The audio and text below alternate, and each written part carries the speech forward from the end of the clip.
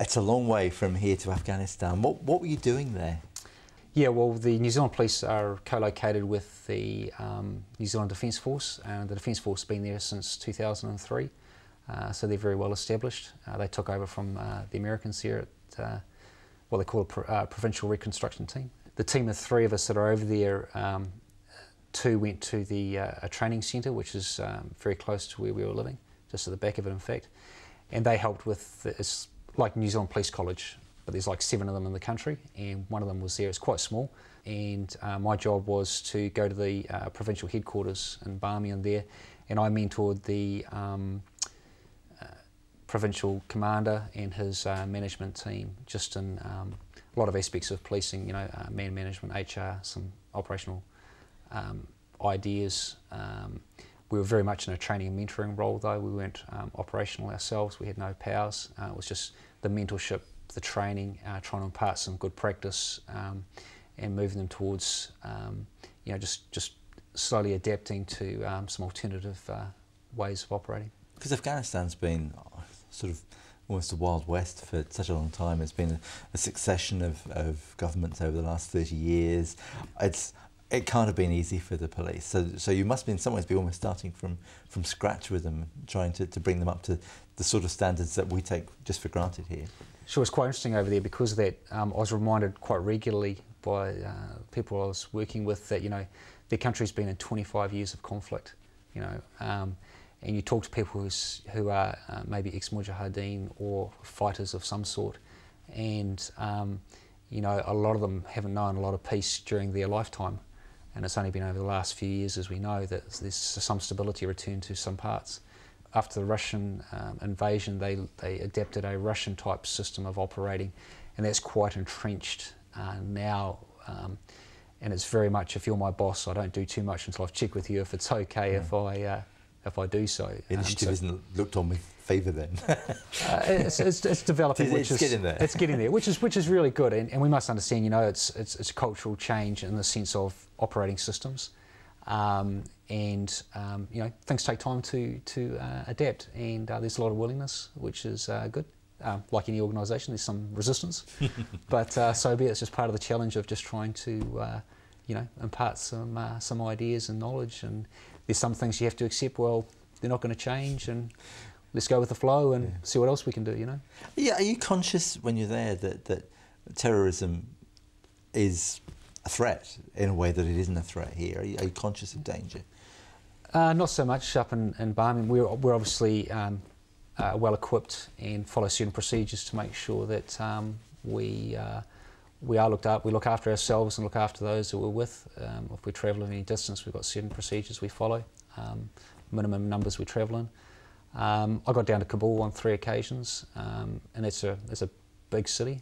And at one time we were there, there was a suicide bomber drove his vehicle up to the main gate and detonated and wounded 5 soldiers. And that was 100 metres from where we were, but you know, we were quite, it was big blast walls, so we were safe. But it's the biggest bang I've ever heard. So, you know, but it just goes to show the reality of the place that, you know, that particular car, you know, packed full of explosives. The individual driving it had one intent, achieved that intent to some degree. And yeah, it's just a reality check that those are the dangers. And I mean, you know, there's a lot of people over there facing them in different organisations to try to help their country out, which is really awesome.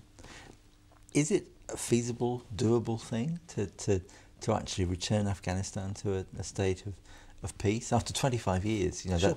That's a generation who have known nothing but trouble.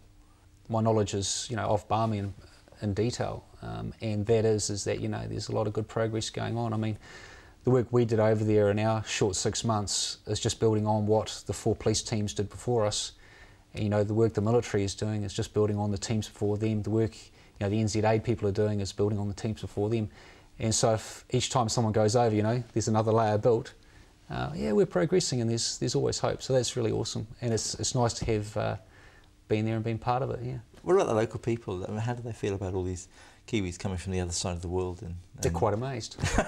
Come such a long way, and they're very grateful for the help and assistance. And I think it's been said before, and New Zealanders have a different way of maybe interacting with other cultures and for the better, and that because of that I think there's a lot of hearts and minds are one, and it just makes each new team's ability to do their job just that much easier, which is really good. What about you? Because it means you're away from your family for a long time. Is that must make it tough on you?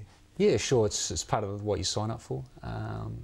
Because your wife's a police officer as well, isn't she? Yeah. She's a police sergeant, and she's been through this once before when I went to East Timor. I went over as a soldier because I'm in the territorials.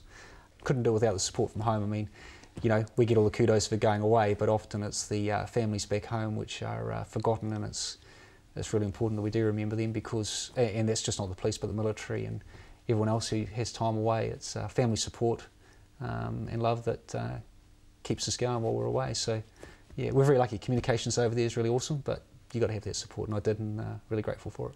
Do you find it hard to make the adjustment when you come back? You see a lot of really interesting things, sobering things over there. When you go visiting someone's house over there, they give you the best they've got, and often that's not very much.